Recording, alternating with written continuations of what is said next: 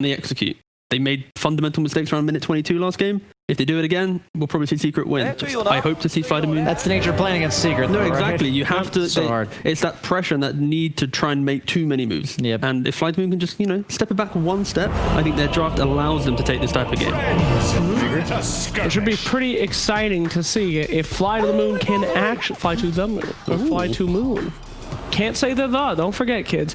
It would be exciting to see them take that game off of Secret, and if they're ever going to have a chance to do it, it's absolutely going to be in a Wind Ranger game. So let's go ahead and throw over to our boy Odie Pixel and the Wizard Lizard himself. Shout out to my boy Lizard. Oops.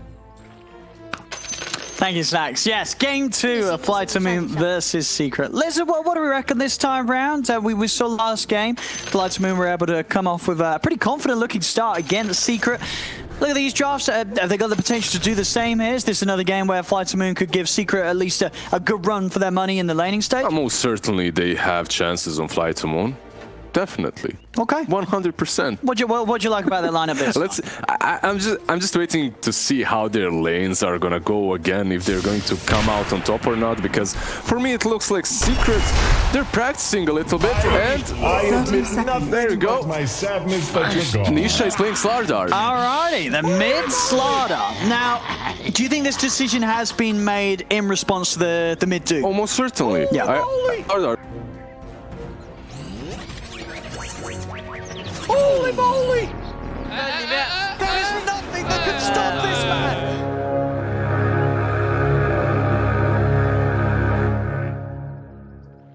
The battle. I think that lane, at least for them, should be pretty solid. And then you're going to have this super overleveled Slardar rotating across the map, constantly making pressure. I think they did that really well, because Slardar on this bottom lane would really suffer. Like playing versus Bane Drow, that's really not the lane where you want to be a Slard. Let's see how this one goes down. Iceberg Doom versus the Nisha Slardar in the 1v1. Yeah. Something that, as you say, it's a 1v1 that we've seen before, but usually in a side lane, not in a mid lane. So far, Iceberg doing well. But you heard BSJ, if he can win with Doom 6 times in a row on the mid lane, anything can happen. Maybe Secret can lose to it. We'll see. And the side lane setups, I mean, anyone going to be struggling in these side lanes? Last game we saw V-Tune have a pretty good farm early on, despite what looked to be a nasty lane. Is this one going to be harder for him, or this is easier? Yeah, I think this one should be a little bit harder. You have Nature's Prophet, obviously, with all his summons, and then you have the Wind Ranger as well. It's really difficult to trade hits with Yabzor because of this. Wind Run, even though he looks like he's out of position, he just pops that and he's fine. But come on, let's come back to top lane. It's General Clock. This is actually very interesting, and he's playing versus Sven too. It's his signature hero. And we'll see how much you can mess with the two of them here in this lane. Last time round, we did see the Puppy Matu lane get pressured pretty heavily by Roger in general. Multiple kills during that laning stage onto them. This time might be a little harder. Oh, bottom lane. Always want to fly just sit in there, as Yapsor's able to get a fair few hits on him. Yeah, you can see that they're really burning through his region. Yapsor is also stacking the big camp, which means that they want to pull the next one, deny the whole wave most likely. Oh, we see top there, I think General a little off with the micro, did lose his courier. So nice bit of a cash boost there to Secret.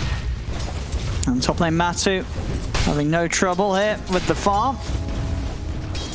And that stun out on Roger, making sure that Roger wasn't able to stop him from Matu from denying that range creep. Yeah, the problem is when you're a Rubik and you start like that, you can't trade as much. You need to ferry out a lot of region, which is something that he has to do there. Wisp obviously starts with a lot, and if you're Rubik, you start with boots. You can trade only for the first couple of waves until you desperately need to ferry some more salves, some more tangos. What's bottom lane doing? 11-1 on Drow, Nature's Prophet 9-4. Pretty decent for both of them right now. No one really getting ahead.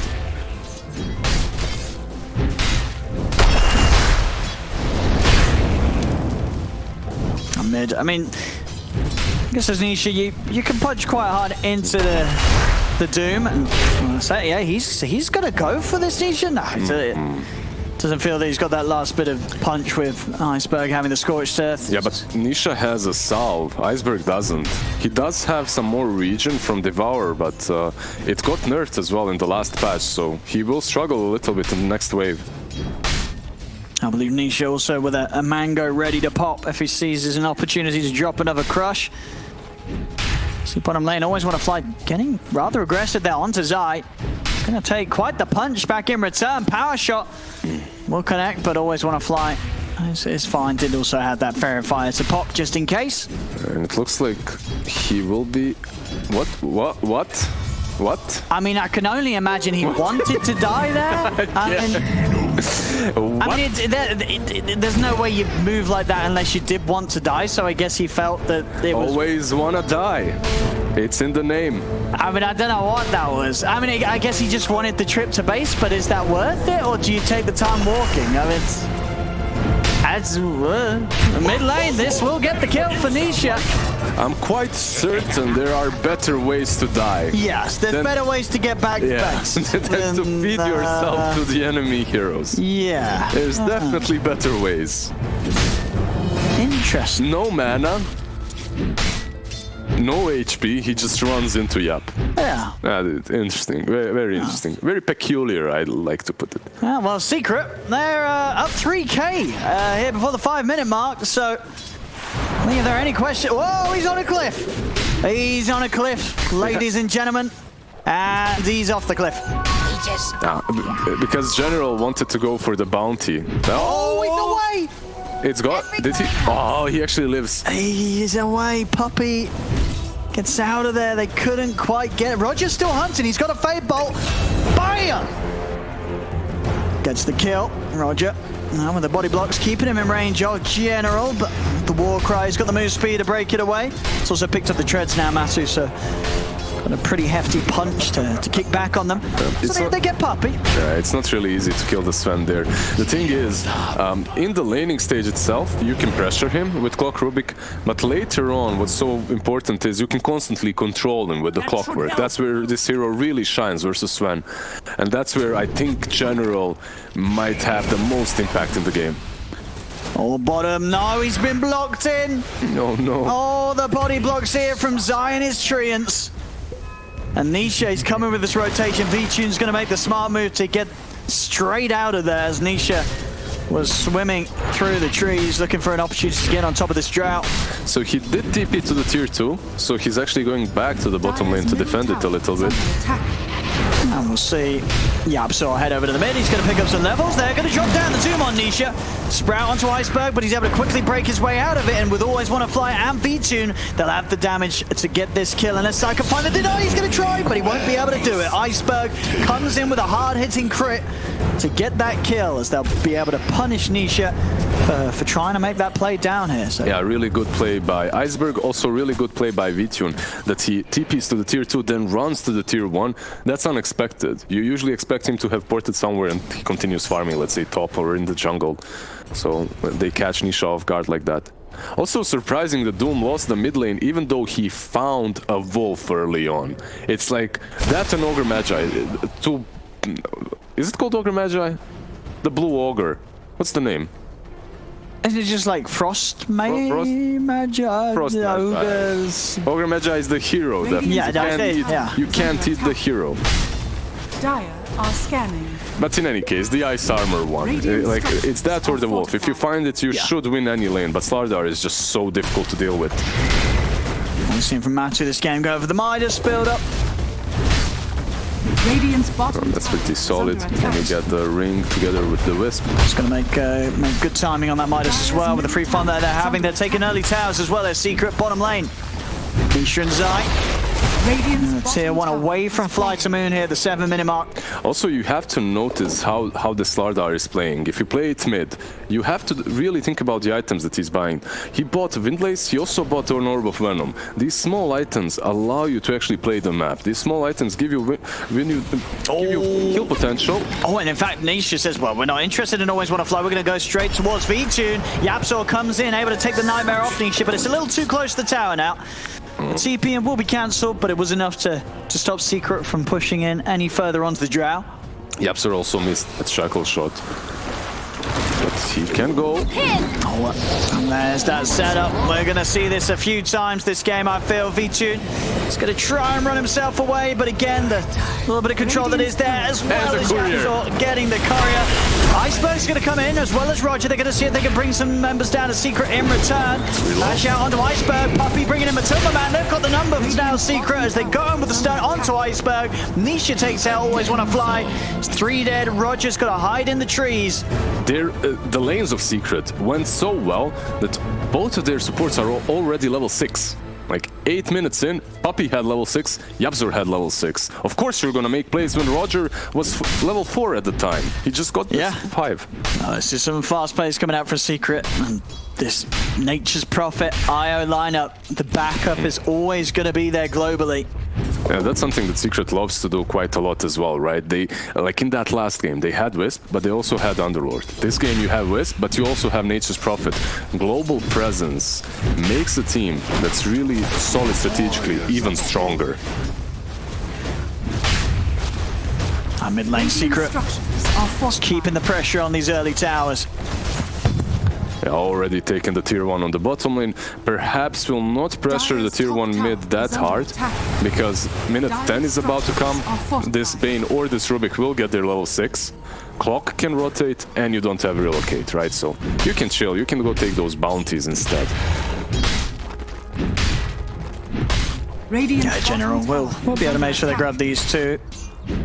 So no move from Secret to try and swing up here. There's a haste rune towards the top of the river. That'll be rather useful here for General as he comes across. Also with that hook shot ready to use.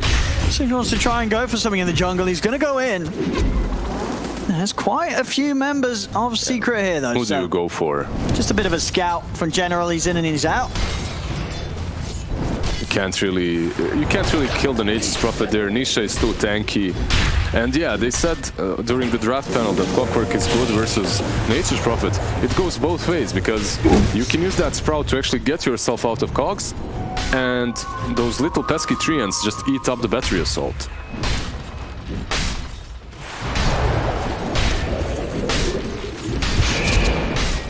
And these cores to Nisha and Matilda Man and Sven and the Slardar, very, very tanky heroes, high HP. I'm just going to limit what General can do.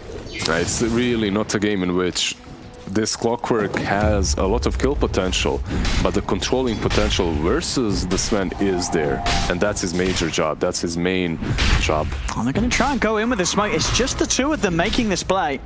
General and Always Wanna Fly. Is there damage in between the two of them? I don't know. I think they're just maybe doubting in themselves. Are they going to attempt this? They're going to try.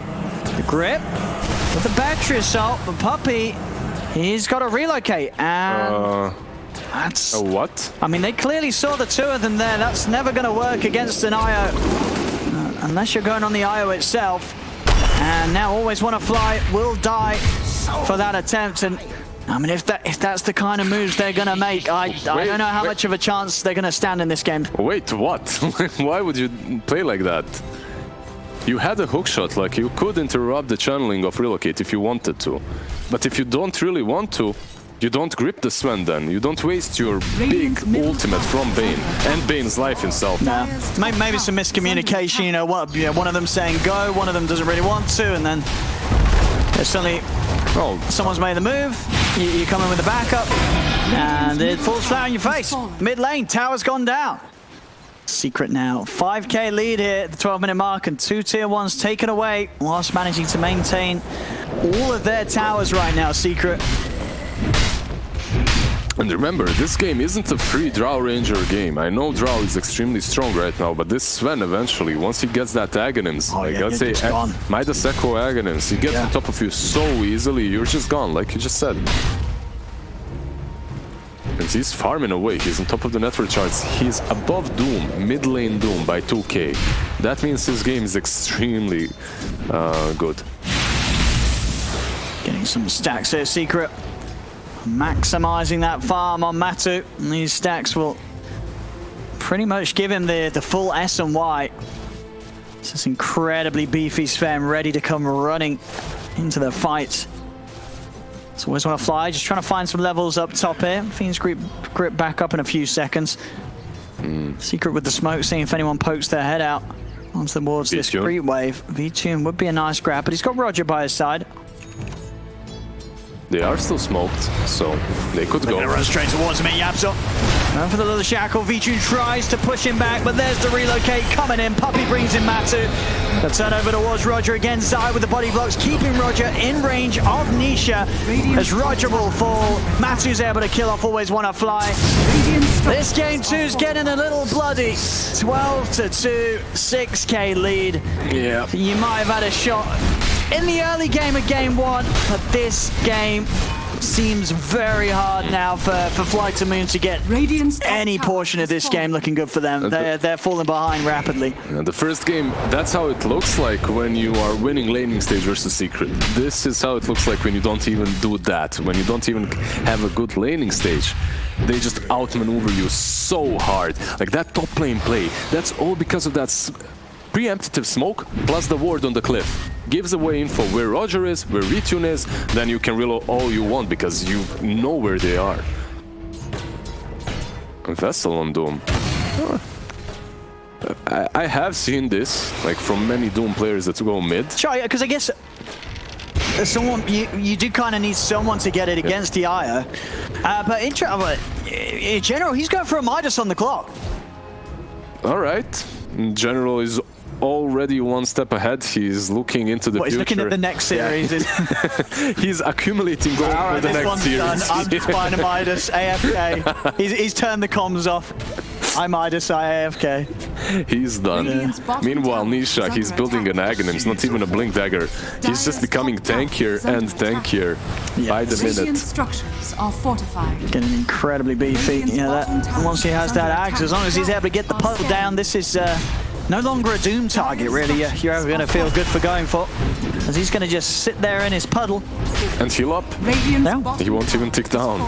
Yeah, but this Midas on Clockwork, we usually praise General quite a lot because he has had some exceptional Clockwork games, but buying that Midas 16 minutes in, when you're losing this heavily, I guess he's thinking, okay, we'll just defend high ground. And I mean, I think there's a lot of games, right, where that really is a factor, right, for teams. If you're that far behind and you feel like, well, there's no way we're going to come back into it on our own plays. We've got to play for the other team making a mistake, and then if that's what we're playing for, you get items like Midas, because then if that does come around and Secret do make a mistake at the 30-minute mark when they're pushing high ground, that Midas is going to pay off. Yeah, you have two options when you're losing like this. You either go all out, all guns blazing like OG do. Sometimes they win, sometimes they lose, but they put up a show. Or you go like this, you go for a Midas and just hope. Just hope. Just hope. There we go, yeah. That's the Aghanim's complete now for Nisha.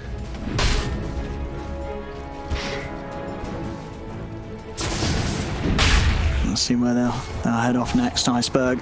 Okay. All working towards that BKB. Of course, even when he does have it, I mean, what's the BKB gonna do? What? Nothing. What's it gonna do? You can still stun him. You can still hit him with the corrosive haze. He's not gonna dispel it with it, so. BK, yeah. Okay. But General has got the full Midas. Right, he needs a solid hook shot. Yeah. You gotta go for the big plays. He's going like 100%. You gotta go for them. Can he do it, General? Is he gonna get in? Puppey! Puppey! Yeah, Puppey just leaves no option. He blocks it. General can't find an angle to get in. Roshan, the Aegis is theirs. Doom will get dropped down, and General actually coming in with a big hook shot on the back. They're able to take down Nisha. Damn. And they'll actually, can they find Matu? The ones that you need to keep hitting him, they will. They'll take out the Aegis. Fly to Moon here with a surprise hit around the pit. They're going to try for Matu a second time. Vessel upon him. Buyback from Zai. Matu looking to turn. He tries to run back in. The shackle from Yabso comes out, connects V-Tune and Iceberg together. V-Tune, he will fall. Matu, he's getting low. General's trying to finish him off, but they'll turn, kill off the clock. They couldn't quite take him down a second time. And now with the chase from Yapsor, a shackle grabs another. They surround Roger. It looked pretty solid for Fight. Yeah, I have to say, like, they got a couple of kills after that Roche was done by Secret. Radiant's middle all tower things is considered, under I attack. thought that they will not be able to break down this Wisp with Mech at all. Like, you have Mech, you have sticks, you're gonna heal everyone up. But they actually managed to take down the Aegis, so that's pretty solid considering that they're 10k behind 18 minutes in. Yeah, that's definitely it's something. It's something in what so far has been a whole lot of nothing here for Fly to Moon. It's been a rough one in this game too. And Secret back on sort of the Secret form that I think a lot of people would have expected from them in this series here. This game 2 looking to continue as planned so far here from Secret. The first game they played was one of those rare moments in which on the laning stage at least they didn't look as crisp. But I really think they're practicing something new. This Wisp isn't something that we see way too often from Secret. We'll see Matu here as well. That's a pretty quick Satanic, isn't it? 19 minutes Satanic here on the Sven. Yeah, Probably one of the quickest fastest, ones. Yeah. A 19-minute Satanic here from Matu. He's a beefy boy. On Sven, definitely. Maybe there's a couple of games at Huskar, you know, when he gets it fast. Yeah, someone's making the stat up for that right now. As Iceberg, he tries to go in. The BKB really helped him there. It didn't. That was sarcasm. It definitely did not. Top tower. And his Midas, he's not used it. Come on, General. Go and use the Midas. Follow the clockwork. Use your Midas. Where's the Midas? Is he Come using on. it? Is you? I did. Oh, He bought it for the next game. they called GG before he even got to use it. And that's the sad end for the story here. As, well, some people will be happy with the score. But Flight to Moon won. 420.